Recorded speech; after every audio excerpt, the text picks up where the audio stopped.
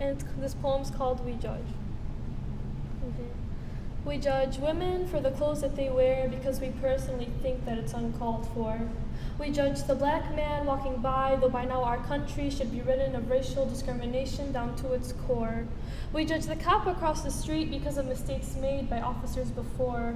We judge gays because our religions might claim that same-sex relationships are not what God had in store. We judge the people who cannot afford the popular merchandise, and then we judge the richer folk for preferring to buy things for a higher price. So we're judging people around us, whether they're mean or they're nice, and if we continue judging, how will this world ever suffice? And yet we judge, all of us, we judge. Because this world that we live in is the type where so much attention is paid to what I wear. Tight pants and strappy heels should never define me more than the way I carry myself. They judge Muslims, though we follow a religion of peace. They're neglecting the fact that so many innocent followers of Islam are ending up deceased. They're judging us here in America, where they claim that we are entitled to our own beliefs. But we are blind. All of us, we are blind. An eye for an eye. Please Allah, ihdina sirat al-mustaqim. Guide us to the right path, because we are lost. All of us, we are lost. If Allah subhanahu wa ta'ala intended for us to be perfect, then we would be, sculpted or not, curvy or thin, happy or sad, covered or bare, whatever society's perception of perfection may be. And yet none of us are, but still we say mean things and we go too far. We are aiming for perfection and searching for it wherever we go, looking for it in the people that we know. But humans are not perfect and we never will be, so really what are we doing? We are wasting our time, placing the flaws of others under a magnifying glass. And why do we do this? Because it helps with our own flaws that we wish to dismiss. And by striving for something that we will never obtain, we are spiraling downward. If we do not change our ways, then our crash will be inevitable. So why do we do this? Why do we do this? Is it a result of jealousy? We're so fixated on what others have that we want it's changing our mentalities? I don't know, but maybe.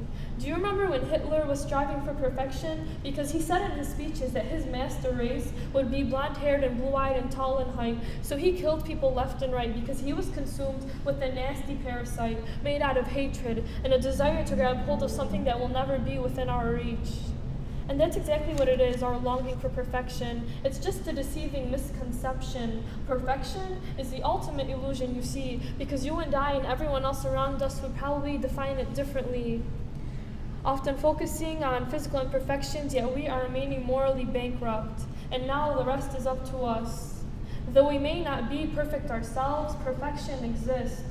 And though we may not be perfect ourselves, we are still able to admire perfection.